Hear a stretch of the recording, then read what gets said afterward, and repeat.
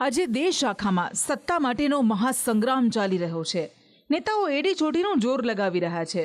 સામાન્ય રીતે નેતા શબ્દ આવતા જ લોકોના મનમાં વિચાર આવે કે નેતાને તો શું કરવાનું હોય, એમનું જીવન તો આરામ અને જાહો જલાલીથી ભરેલું હોય, પણ હકીકત એવી નથી।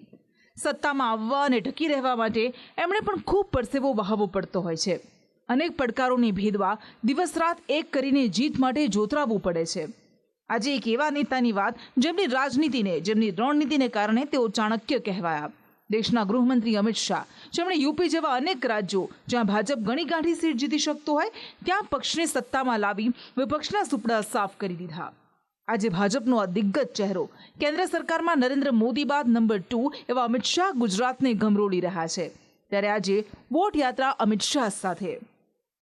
શુક્રવારે મોડી રાત્રે તેઓ અમદાવાદ ખાતેના પોતાના નિવાસસ્થાન પહોંચ્યા અને પોતાના લોકસભા વિસ્તારના હોદ્દેદારો, નેતાઓ સાથે બેઠક કરી।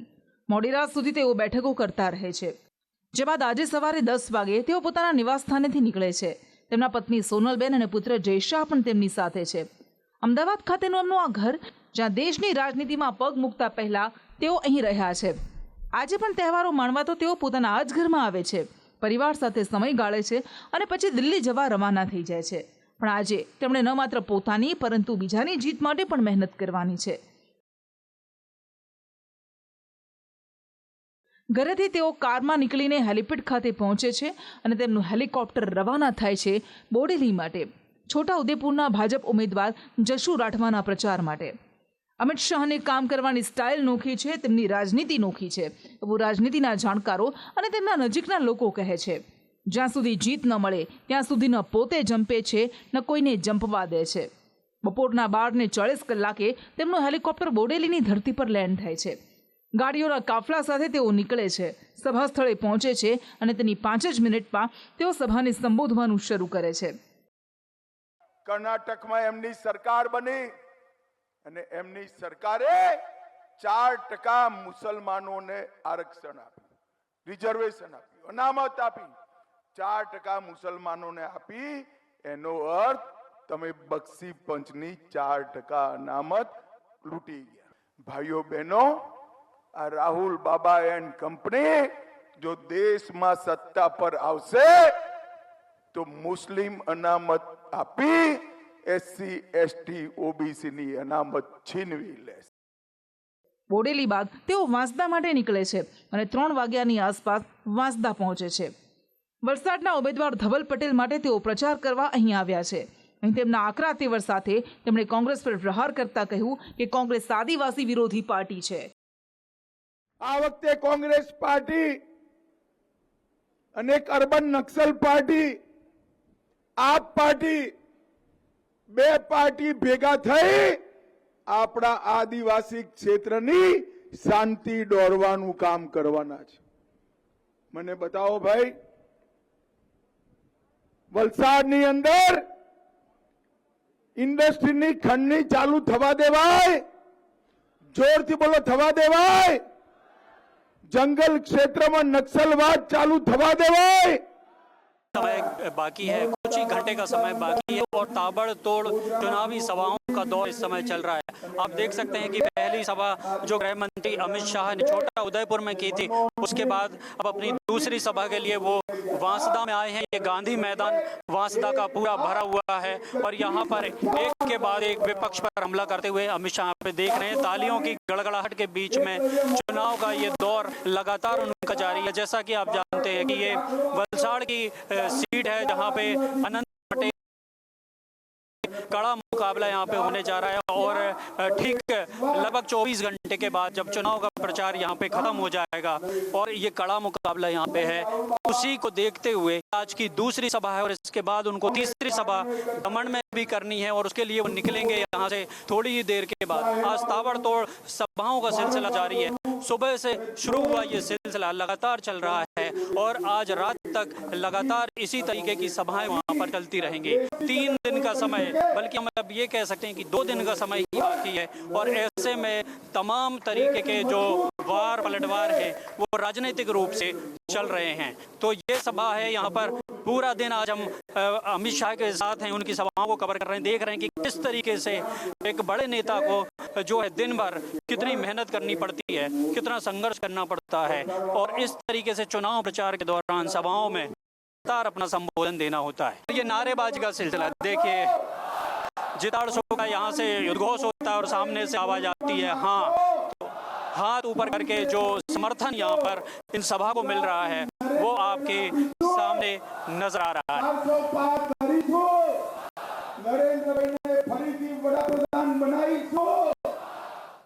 તેમની સભામાં પહોંચેલા લોકોમાં પણ ઉત્સાહ ચરમ પર છે। આજે કેસરિયા રંગમાં વાંસદા રંગાઈ ગયું હોય તેવું લાગ્યું।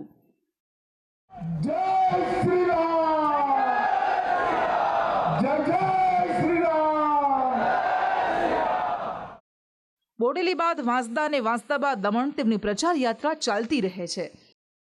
ये वांसदा का वो हेलीपैड है जहाँ पे गृह मंत्री अमित शाह का जो चॉपर है वो यहाँ पे उतरा था, और यहाँ पर एक जो नेता है उन्होंने एक भेंट किया उन्हें गिफ्ट के तौर पे, और यहाँ सबकी गिफ्ट स्वीकार करते हुए, सबका मेल जोल करते हुए, सबसे मुलाकात करते हुए यहाँ पर अमित शाह जी दिखाई दे रहे हैं, और चॉपर यहाँ पर रेडी है अगली सभा के लिए। लेकिन हर किसी से मुलाकात, चाहे कार्यकर्ता हो, नेता हो, हर किसी से मुलाकात का जो ये समय है इसमें आप देख सकते हैं कि कितना प्रेम और स्नेह है यहाँ पे कार्यकर्ताओं का आप देख सकते हैं उनके प्रति, अमित शाह के प्रति। ये लगातार इसी तरीके से जारी रहता हुआ तो अब जो है गृह मंत्री जो हैं वो अपने चौपर की तरफ बढ़ते हुए अगली सभा जो है दमन में होनी है, और दमन की सभा के लिए अब इस चौपर में वो बैठेंगे। आप देख सकते हैं कि ये तीसरी सभा जो है वो उनकी होगी, और ये यहाँ पे आप देख सकते हैं कि उन्होंने अपनी सीट जो है वो संभाल ली है। अब दमन के लिए यहाँ से हम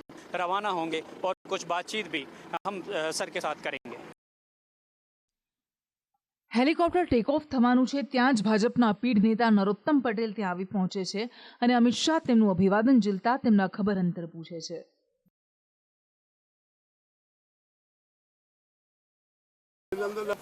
જી જી સાહેબ, આજે ગમે તેમ કરીને તમને મળવું મને ખૂબ સારું લાગ્યું। બહુ તમને મળવાનું તબિયત સારી છે ને? સારી છે। આજે પહેલા મળવા દે। કેટલી ઉંમર થઈ ગઈ નરોત્તમભાઈ?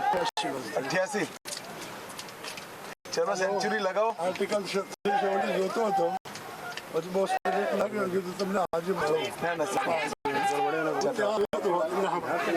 तो नरोत्तम भाई एक 88 साल के बुजुर्ग कार्यकर्ता, उन्होंने हाथ दिया। हालांकि चौपर का दरवाजा बंद हो चुका था, लेकिन जैसे ही अमित भाई शाह को ये दिखा कि वहाँ से आवाज़ आई है, कोई मिलना चाहता है, तुरंत उन्होंने दरवाजे खुलवाए, उनसे मुलाकात की, उनसे बातें की, उन्होंने शुभेच्छा भी की, और साथ में ये आशीर्वाद भी दिया है कि जो आप बोलो वो सब सही हो जाए। આજે આખા દેશમાં પક્ષને જીતાડવાની જવાબદારી મોદી અને શાહ પર છે, અને એટલે દરરોજ અલગ અલગ રાજ્યોમાં તેઓ પ્રચાર રથ હંકારતા રહે છે। ભાજપે આ વખતે 400 પારનો ટાર્ગેટ મૂક્યો છે, ત્યારે તેમણે હેલિકોપ્ટરમાં સંદેશ ન્યૂઝ સાથે ખાસ વાતચીત કરતા કહ્યું કે કોંગ્રેસ પાસે કોઈ મુદ્દા જ નથી। सर, प्रचार का इतना हेक्टिक शेड्यूल होता है। सबसे पहले तो 2 दौर का चुनाव हो चुका है, अब तीसरे दौर के हम जा रहे हैं। अब की बार 400 पार, कितना आसान, कितना मुश्किल? 2 તબક્કામાં ભારતીય જનતા પાર્ટી નરેન્દ્ર મોદીજીના નેતૃત્વમાં 100થી ઘણી આગળ નીકળી ગઈ છે, અને ત્રીજા તબક્કામાં અમે 400 પારનું કોન્ક્રીટ પાયો નાખીશું, અને 4, 5, 6, 7 આ 4 તબક્કામાં 400 પાર સિદ્ધ કરવાનું કામ ભારતીય જનતા પાર્ટી કરશે। सर, गुजरात में अब 25 सीटों पे मुकाबला होने जा रहा है। यहाँ पे ऐसा कहा जा रहा है कि कांग्रेस ने कुछ सीटों पे तगड़ी चुनौती पेश की है। आपको लगता है कोई चुनौती दिखाई देती है गुजरात में? नहीं, चुनौती तो होती है, हर चुनाव चुनौती होता है, मगर गुजरात की जनता कांग्रेस को जानती है, और 4 चुनाव से हम 50% से ज़्यादा वोट यहाँ पर प्राप्त करते हैं। यहाँ कोई चुनौती नहीं है। 25 की 25 सीटें भारतीय जनता पार्टी जीतेगी। 1 सीट हम जीत चुके हैं। आपने एक नारा दिया है सर कि 5 लाख से ज़्यादा लीड का अंतर गुजरात में इस बार रखना है। 5 लाख की जो बढ़त होती है बहुत ज़्यादा होती है, आपकी खुद की सीट पे तो 10 लाख की जीत का अंतर है। गुजरात में 26 से 26 सीटों पर એમાંથી જે 25 સીટો બચી છે એની પર ગઈ વખત કરતા અમારી લીડમાં મેં ખૂબ મોટી બઢત લેવા જઈ રહ્યા છે ને પ્રચંડ બહુમતી ભારતીય જનતા प्रचंड बहुमत से भारतीय जनता पार्टी की सरकार बन रही है। सर, कुछ एक नेशनल मुद्दे भी हैं। आज प्रियंका गांधी गुजरात में सभा करने आई थी, बनासकांठा में उन्होंने सभा की, उन्होंने बात किसानों की करी और महंगाई की। महंगाई और किसानों को लेकर आप क्या कहेंगे? देखिए, किसानों का सबसे अगर कोई बड़ा हितैषी है तो नरेंद्र मोदी। किसान कल्याण का बजट 4 गुना से ज़्यादा मोदी जी ने बढ़ाया, हर किसान को 6,000 रुपया दिया और उसके साथ साथ इनको क्रॉप का इंश्योरेंस दिया। कोऑपरेटिव सेक्टर को मजबूत कर पशुपालन के क्षेत्र को मजबूत कर मत्स्य संपदा के क्षेत्र को मजबूत कर किसान समृद्धि की एक नई नींव डालने का काम नरेंद्र मोदी। अच्छा सर, एक बात और कही जाती है कि भारतीय जनता पार्टी ने, जैसे आप 2019 में सरकार में आए, 2019 में आप सरकार में आए तो 5 अगस्त 2019 को धारा 370 खत्म कर दी गई देश से। पोर्ट हो, रेलवे स्टेशन हो और तमाम ऐसे जो सार्वजनिक जगह हैं जिनका काया पलट हो रहा है, वंदे भारत ट्रेन हो या कुछ भी हो। इसके बाद भी बीजेपी का एक विज्ञापन चलता है जिसमें ये कहा जाता है कि ये तो सिर्फ ट्रेलर है। तो सर, यदि ये सब कुछ ट्रेलर है तो फिल्म कैसी है? वो आप 4 जून के बाद देख लेना। 4 जून के बाद बहुत सारी चीजें देखना। सर, एक बात और है कि दक्षिण भारत में जो चुनाव अभी तक हुआ है उसमें आप कितनी सीटों का अनुमान लगा रहे हैं? दक्षिण के 5 राज्यों में भारतीय जनता पार्टी अपना अकाउंट भी ओपन करेगी और सभी राष्ट्रीय राजनीतिक दलों में कांग्रेस समेत सबसे ज्यादा सीटें भारतीय जनता पार्टी। सर, राहुल गांधी वायनाड से तो चुनाव लड़ रहे हैं, इस बार वहां पे भी तगड़ी चुनौती है उनके सामने। बात की जा रही थी कि वो अमेठी से चुनाव लड़ेंगे, लेकिन उन्होंने वो सीट भी छोड़ दी है और 2019 से लेके अभी तक 3 सीटों पे वो चुनाव लड़ रहे हैं। इसको आप किस तरीके से देखते हैं? देखिए, उनमें आत्मविश्वास नहीं है, हर जगह से हारने का भय उसको खाए जा रहा है। मैं नहीं मानता रायबरेली से भी राहुल गांधी चुन कर आए। सर, 10 साल का काम और 500 साल बाद भगवान श्री राम। जनता, आप जहाँ पे भी जाते हैं नारे लगते हैं जय श्री राम के, साथ ही आपके काम की तारीफ होती है। पब्लिक का ये जो स्नेह होता है, इसको कैसे देखते हैं? देखिए, पूरे देश की जनता पूर्व, पश्चिम, उत्तर, दक्षिण और विशेषकर गुजरात में भारतीय जनता पार्टी के साथ है और मोदी जी के लिए बढ़ चढ़कर मतदान करने के लिए तैयार। गुजरात में सर अभी गर्मी का मौसम चल रहा है, ऐसा कहा जा रहा है कि 43 डिग्री तक टेम्परेचर होगा जिस दिन मतदान है। तो मतदाताओं को तो उत्साह है इस बार भी गुजरात में, जो हमने फील्ड में अभी तक देखा है। तो उनके लिए क्या संदेश आपका होगा? देखिए, मेरा मतदाताओं से विनती है कि आप सवेरे सवेरे जल्दी वोट कर देना चाहिए, विशेषकर महिलाओं ने और बुजुर्गों ने। बड़े सवेरे 10 बजे के पहले मतदान समाप्त कर देना चाहिए। चुनाव आयोग ने 1 घंटे में हर बूथ पर 180 वोट डाले, इस प्रकार की मशीनरी तैनात की, तो 600 वोट करीब 3 घंटे में हो सकते हैं। तो बड़े सवेरे अगर वोटिंग करते हैं तो गर्मी से बचने का बहुत अच्छा उपाय होगा। मैं सभी को विनती करना चाहता हूं कि भारी संख्या में मतदान करें, सवेरे सवेरे मतदान। जी सर, एक बात और है, विपक्ष के जो भाषण हो रहे हैं उनमें हर बार ये बात कही जा रही है कि भारतीय जनता पार्टी यदि तीसरी बार सरकार में आएगी तो संविधान बदल देगी। हमारे पास पूर्ण बहुमत 10 साल से है। हमने पूर्ण बहुमत का उपयोग आरक्षण समाप्त करने में नहीं किया। पूर्ण बहुमत का उपयोग 370 हटाने में किया, ट्रिपल तलाक हटाने में किया, राम जन्मभूमि बनाने में किया, सीए लाने में किया और हमने यूसीसी लाने में किया। ये झूठ बोल रहे हैं, उनके पास कोई मुद्दे नहीं है तो झूठ के सहारे चुनाव लड़ना चाहिए। सर जो कांग्रेस का संकल्प घोषणा पत्र आया है और उसके मुकाबले भारतीय जनता पार्टी का संकल्प पत्र है, यहाँ मोदी की गारंटी है जिसको फलीभूत होते हुए लोगों ने देखा है, और उस तरफ से गारंटी दी जा रही है कि हम बेरोजगारों को 2000 देंगे, महिलाओं को 1 लाख रुपए देंगे। वहाँ की फ्री की रेवड़ियों का कल्चर चल रहा है। अब ये गारंटी वर्सेस गारंटी में आप इसको कैसे देखते हैं? देखिए, उनको चुनकर आना नहीं है, परंतु उनकी मंशा बहुत स्पष्ट हो गई है। उन्होंने अपने घोषणा पत्र में कहा है कि हम मुस्लिम पर्सनल लॉ को वापस लाएंगे, मतलब ट्रिपल तलाक को आप वापस लाएंगे और शरिया के आधार पर देश चलाएंगे। कॉन्ट्रैक्ट जो दिए जाते हैं उसमें ST SC OBC की जगह माइनॉरिटी को प्रायोरिटी देंगे। तो अब कॉन्ट्रैक्ट्स कौन फर्स्ट लोएस्ट है, किसका काम अच्छा है, इसकी जगह कौन माइनॉरिटी का है, इसके अगर आधार पर देना चाहिए। देश की जनता के सामने एक्सपोज हो चुकी। सर अभी पांचदा में आपकी सभा थी, बोडेली में भी आपकी सभा थी। आपने कहा सभा में कि हम किसी भी कीमत पे जो ST SC और OBC का आरक्षण है वो छीनने नहीं देंगे। ये बात किस परिप्रेक्ष्य में कही जा रही है? देखिए, राहुल गांधी ने आरोप लगाया है, इसलिए मैं स्पष्टता कर रहा हूँ, हमारी ओर से कोई ऐसा इनिशिएटिव है नहीं, और अगर कांग्रेस भी करना चाहती है तो हम नहीं करना। जी, अभी गुजरात को लेकर सर एक बात और कही जा रही है कि प्रधानमंत्री जी से जब भी बात की जाती है तो वो ये कहते हैं कि मैं 2024, 2019, 2034 के फेर में नहीं पढ़ रहा हूँ, मैं 2047 देख रहा हूँ। तो 2047 का विजन क्या है सर? पूर्ण विकसित भारत, आत्मनिर्भर भारत और हर क्षेत्र में विश्व का नेतृत्व करने वाला भारत।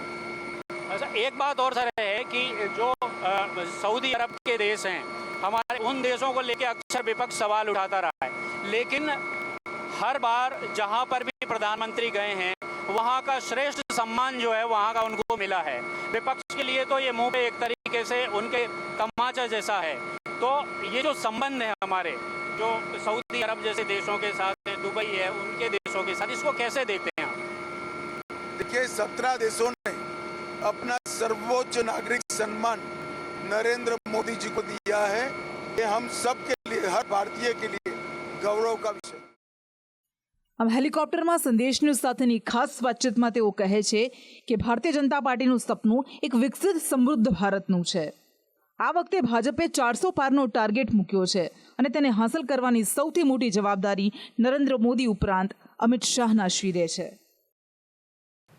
कहीं कार्यकर्ताओं से मुलाकात, कहीं नेताओं से बातचीत और कई जगह पे सभाएं लेना।